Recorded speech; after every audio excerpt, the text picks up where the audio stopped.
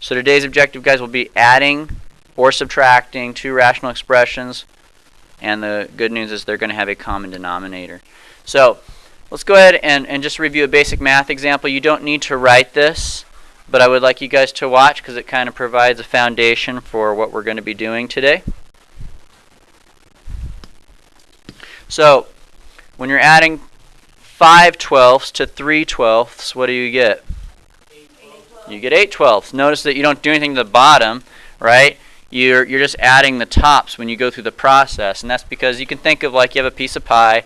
It's broken up into 5/12 and 3/12, and if you put them together, that means you have 8/12, right? So the final answer, you just combine the numbers on the top, 5 plus 3, and you'd have 8/12. Now, if I told you it was 5 minus 3, it would be 2/12. Now, in either event, we're going to have to reduce this. What goes into 8 and 12? 4 does, right? But when we're doing these rational expressions, we can't tell what divides into them. So what have we been doing to see what they have in common? We factor them down. Good job.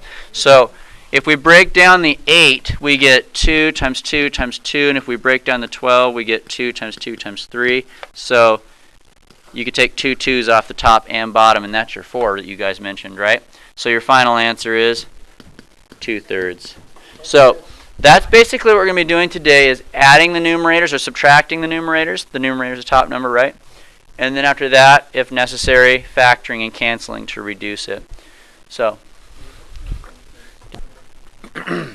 moving along, go ahead and write down number 1, please. Now that we're adding and subtracting, it's important that we remember what like terms are, because like terms are the things that you're allowed to combine. Can somebody refresh our memories? What is a like term? How do you know if two terms are like terms? That you can combine them, and how do you know if you can combine them or not? They're the same what? They have the same variable. And those variables have the same, no denominators, exponents. So like, for example, like terms have the same variable and the same exponent. So what's the variable on this term that I just circled? A, right? And what's the exponent on it? It's the 2. Does the other one over here have an A and a 2 to the second power? Then those are like terms, okay? They have to have the same letter and the same exponent in order to combine them. So just like on the last slide, we're just going to add these together.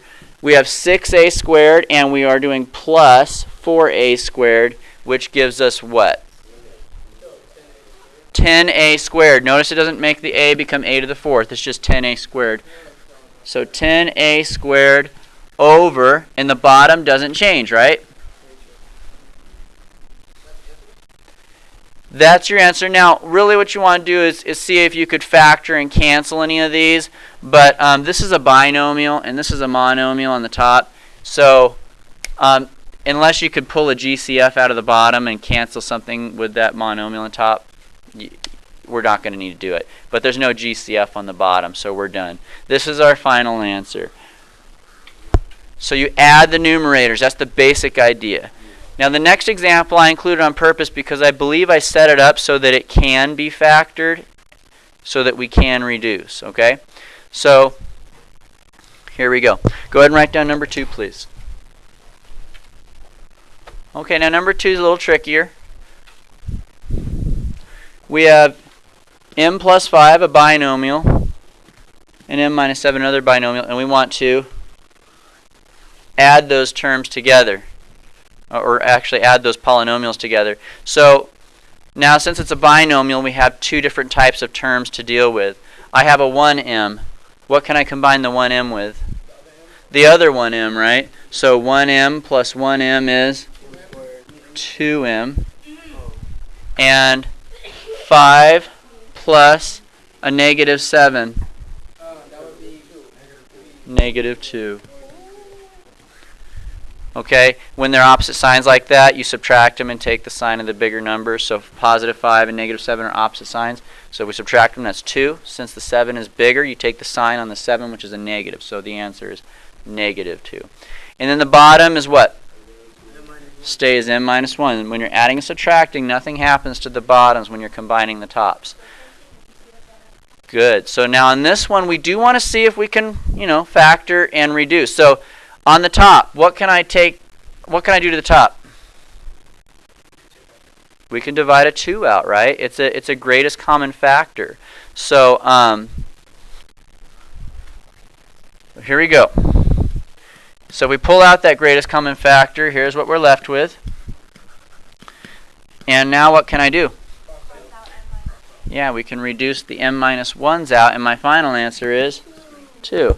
So I kept it easy on you guys on number 1. No reducing was necessary. I just wanted to get the basic idea of adding in the tops.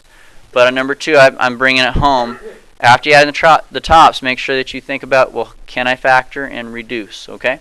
So I'm going to let you guys try a couple of these. Here you go.